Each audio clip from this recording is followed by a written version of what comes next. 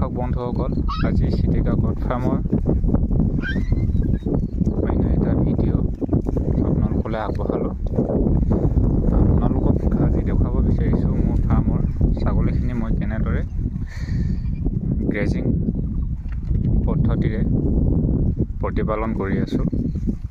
চাওক, আপোনালোকে দেখিছে এইখিনি পথাৰ, এই পথাৰৰ মাজতেই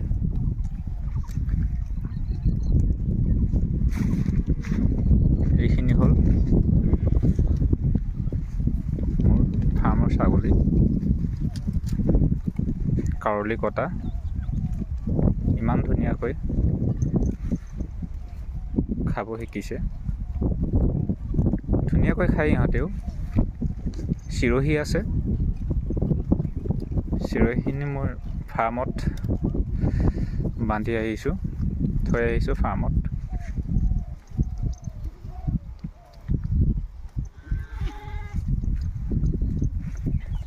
আপোনালোকে দেখা পাইছে গছৰ পাত কাটি দিছিলোঁ। কেৱল গছৰ পাত বুলিয়েই নহয়, তলৰ ঘাঁহো ইহঁতে ধুনীয়াকৈ খাব জানে, খাব শিকিছে। বহুতে কয় গ্ৰেজিং পদ্ধতিত বেমাৰ আজাৰ বেছি হয়, কিন্তু মোৰ অনুভৱ, মোৰ অভিজ্ঞতাৰ ফালৰ পৰা মই আজি আপোনালোকক ক'ব বিচাৰোঁ, গ্ৰেজিং পদ্ধতিত সাধাৰণতে ইহঁতৰ বেমাৰ আজাৰটো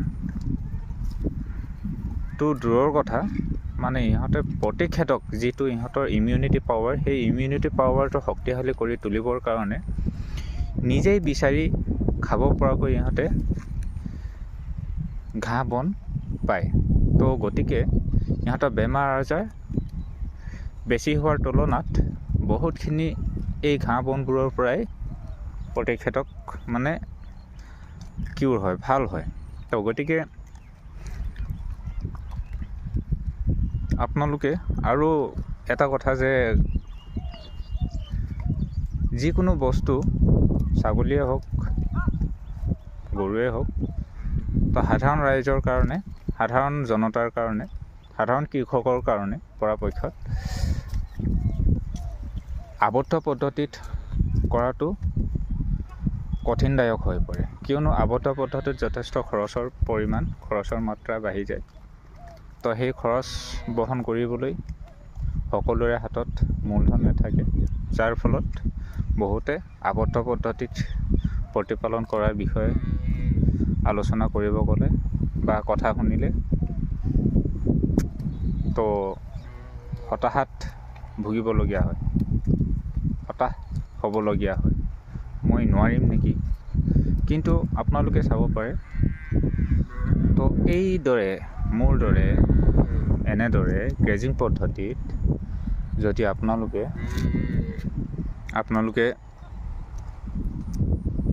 ফাৰ্ম কৰে, তেন্তে নিশ্চয় সফল হ'ব, কোনো প্ৰশ্ন নাই তাত। ৰাইজ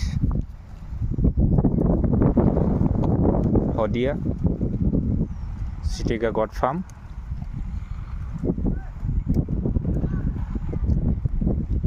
তো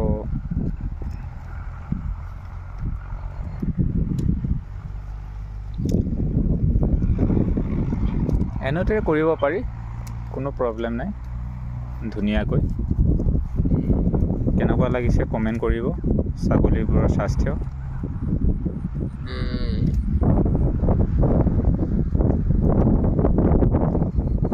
কোনো ধৰণৰ মই এক্সট্ৰা ছাপ্লিমেণ্ট ইউজ নকৰোঁ, কেৱল ৰাতিপুৱা অলপ শুকান খাদ্য, দুপৰীয়া তাৰপাছত মই 9-10টামান বজাত উলিয়াই লৈ অহা হয়, আৰু উলিয়াই আনি ঠিক 1-1:30মান বজাত আকৌ নিয়া হয় পানী খুৱাবৰ কাৰণে। আৰু সেই পানীত কি কৰোঁ মই, খলিহৈ, আপোনালোকে কি কয় নাজানো, যিটো সৰিয়হ পিচি পেলাই থাকি যায় তেল, মানে খলিহৈ, সৰিয়হ খলিহৈ, তো সেই খলিহৈটো ভিজাই মেলি মই পানীৰ লগত মিক্স কৰি খুৱাওঁ দুপৰীয়া।